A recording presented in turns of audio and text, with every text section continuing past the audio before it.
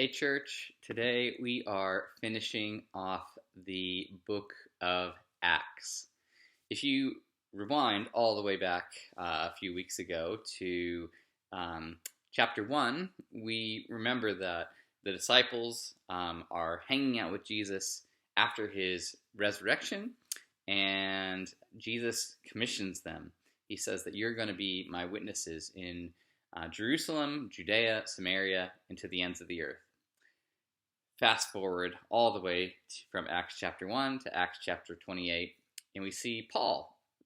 Paul, at this point, as you've already read, has been arrested and put on trial, and he demands for his right as a Roman citizen to make his appeal to Caesar himself.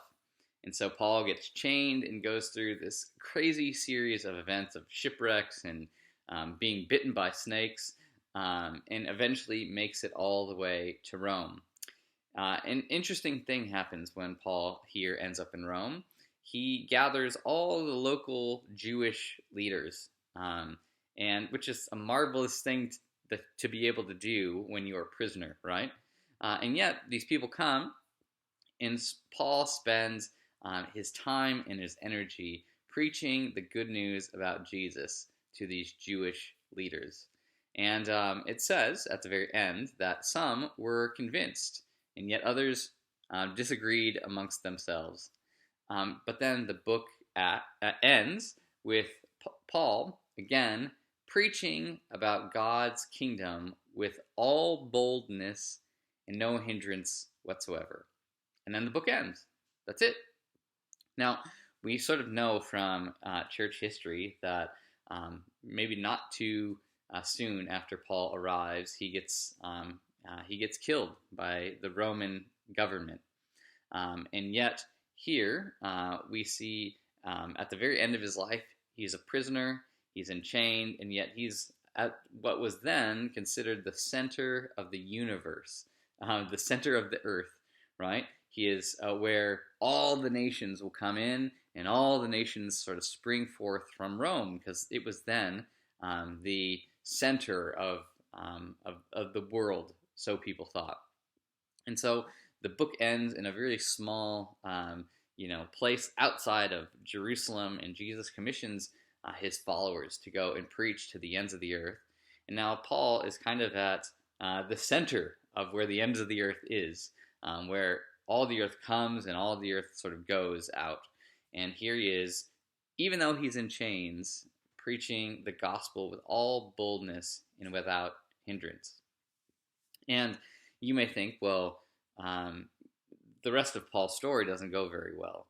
Yet the author of Acts probably knew what had happened to Paul. He had been traveling with him this whole time, and yet he wanted to end on saying, this is what the kingdom of God is doing.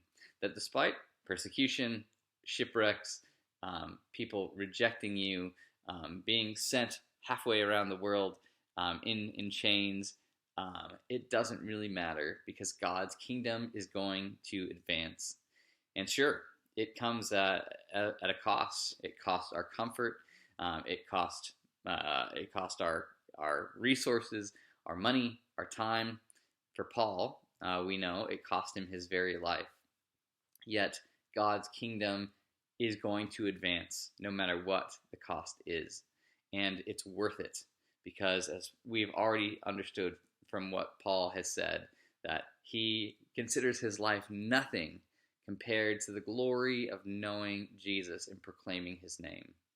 And so, you and I are here today because that gospel message that the disciples preached in Jerusalem, Judea, Samaria, that Paul preached in Greece and Rome to the ends of the earth, well, it has come to you and I centuries later in the US, in Australia, in Europe, in Africa, in Asia, South America, North America, everywhere, because God's kingdom is still advancing. The word is still going out.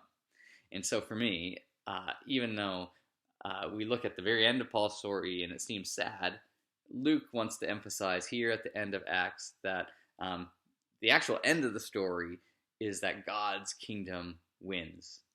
And we have a part to play. As we reach the end of Acts, we are again called to be reminded of the beginning, where Jesus commissions us to be his witnesses no matter where we are, no matter what the cost, because God's kingdom is worth it.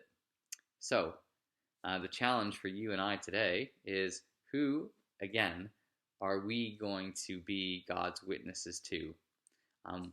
Where has God placed us? What part of the ends of the earth has God sent us to, and are we going to be his faithful witnesses there? Because at the end of our story, no matter what it is, whether we live a happy life and die a happy death, or the total opposite, the end of the story is God and his kingdom win, and that's better than everything else. So will you be like Paul, his faithful witness of God's kingdom, with all boldness and without hindrance?